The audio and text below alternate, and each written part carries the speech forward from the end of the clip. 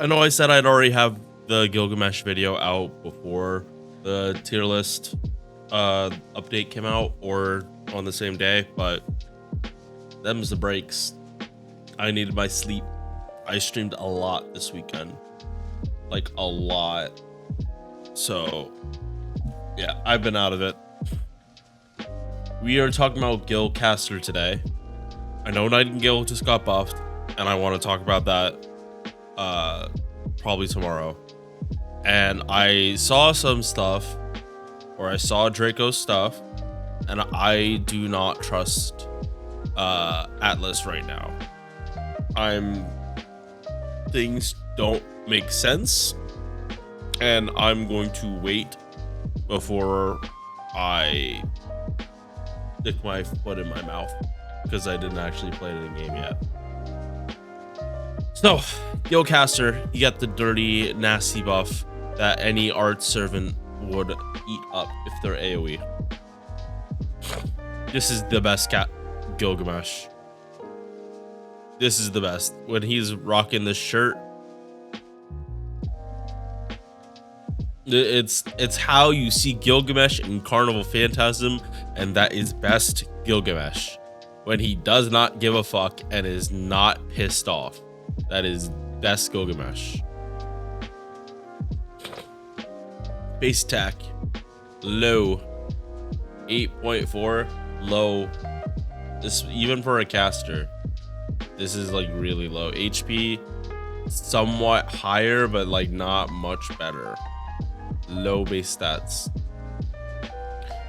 Star weight, star gen, or caster numbers. Actually, isn't that low? Isn't caster star gen 11? Yeah, so low. Slightly higher star weight for a caster though. MP charge is 0.32 on face cards, 1.16 on MP. They had to gimp his MP because of how many hits it has. That's why his buff is so good. 2 hits on quick, not genning stars on this, unless his first skill is up. 5 hit on arts, which is why his MP charge is 0.32. 6 hits on the buster. This is gonna gen. This might gen more stars than this, honestly. When you have skill 1 up, this is probably gonna gen more stars. Use how many hits it has. And a 5 hit extra attack. Mixed bag upstairs. Very, very mixed bag, but it's fine. He does his job. So this was his first skill before it got buffed. 100% star gen. It meant that all arts cards could gen stars now, which is art's weakness. They do not gen stars. They do not crit unless you make them crit. So they didn't change that, and they gave him a 30% battery for himself at a 10 can't English early in the morning, 20% battery for the party. So at base, this is a 30% battery for himself, and it goes up to a 50. This is Helena's skill, or Helena's 2 skills merged together. Which is funny because Helena just got her buff on an NA. Is this good for him as a farmer? Yes, just not as much as you'd think. At MP1. At higher MP copies, you can probably start doing black rail stuff without having to plug suit. Maybe. I would always trust plug suiting to do black rail over trying to use the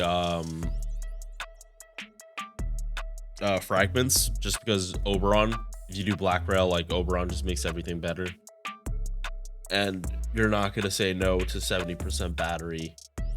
They're not, when everyone else has a battery that is only 40% MP gen. Gil needs to gen.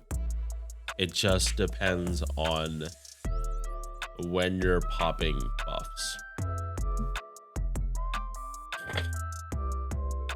Really just depends on that. So is this a good buff? Absolutely. Who is going to say no to a 50% battery, especially one split like this? Because it's not selfish. He was never a selfish unit. This makes so much sense. Like, yes, he gets a... So it's... Yeah. It makes so much sense. It would have made less sense if he had just said block 50. It honestly would have made less sense. Second skill is still the charisma, and this is probably what is getting buffed next. I would not be surprised if this got buffed. Much like Ozzy, they buffed this with Summer 8. I would not be surprised.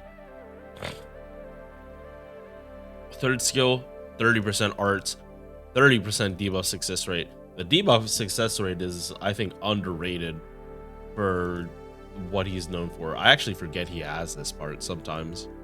But yeah, debuff success rate up. Like, you're fighting people with Goddess Essence a lot of the time. This negs Goddess Essence at the highest rank. So you're now either not even fighting magic resist anymore, or you're sorry, you're not even fighting magic resist anymore. Like, this is higher than any magic resist in the game. And I realize this now because as I was going through Ozzy's rank ups, I actually could have used Gilcaster, because for someone like Kiara, it's actually crucial she gets something like this if she's fighting someone with Goddess Essence. Because, funny enough, I actually fought Quetzalcoatl during Ozzy's rank ups. Nothing.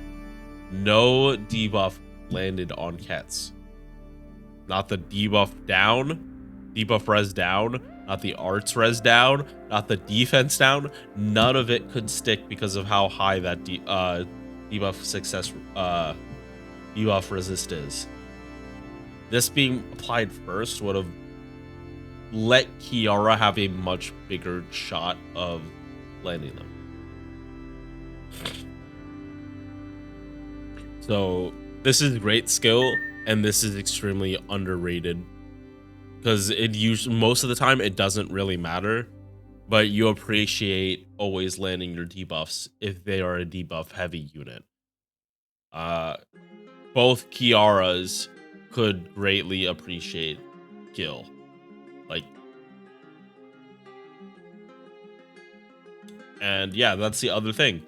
Gil is, because none of his shit is selfish, he's very good for multi-core, especially with his 50%. Now you might have wanted another unit, but now Gil can take care of the AoE waves, like, pretty easily, I would say. And if you are doing, like, swapping out the double Castoria while both Gil and your single target are on the field, good. He has his battery to help that out now. You might not need to pop Castoria skills on your main damage dealer because of this buff. So you're saving battery. Passive skills, 10% debuff success rate. Awesome. Arts performance up 10%. So, okay, so yeah, going back to this plus this, it's already fighting when Gil is putting on his, does he have debuffs? Oh yeah, his MP is overcharged. Yeah, so with this and his skill up, he's already fighting most Goddess Essence magic resist combos. He's not negating them, but he is making them, like, they are probably getting debuffed. Is going from 50% debuff resistance to 10% is a huge jump. That is a significant jump from a 1 in 10 chance to an almost coin flip. Or wait, no. There is I have that backwards. There is a significant difference from going from a coin flip to a 1 in 10 chance. That is significant difference in odds happening. 10% arts up always. Nice. I can now recommend this mana loading. I can now fully recommend this. It will help. How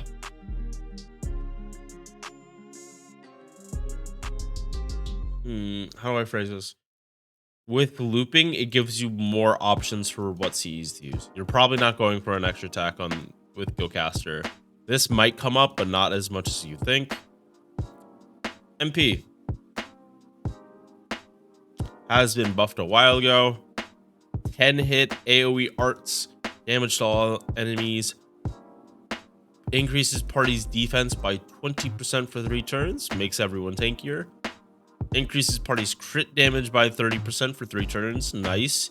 He's letting Art Servants crit, like make SARS 2 crit, and he's letting Art Servants crit harder. Good to see. The OC on his MP, it hasn't been changed. 20% after damage. Unfortunate, which this was before, but what can you do?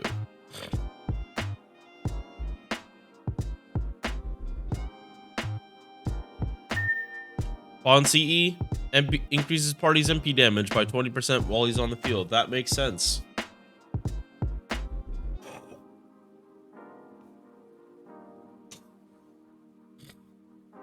Like, I could...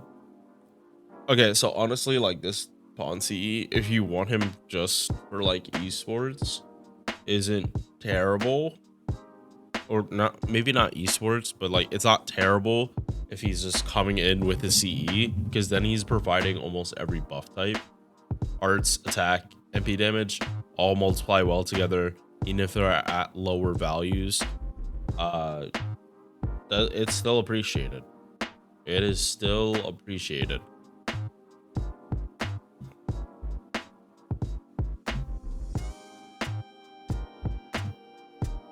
Does Gilcaster's 50% battery make a difference? Yes. If you watched my tier list, he literally went up from B tier to A tier because of this buff. This, like, a 50% battery when you don't have it, going from no battery to a 50% is huge. I do think that elevates you a whole tier because you have way more usability now. And the fact that it is 20% of it is AoE, even better. Is he must summon? No, but you will be happy when you get spooked by him. All right, I will see you guys in the next one. Peace. If you enjoyed this video, please drop a like, comment, sub, all that good YouTube stuff. I'm putting this at the end of the video because I'm really bad about selling out mid-video. So, thank you for watching.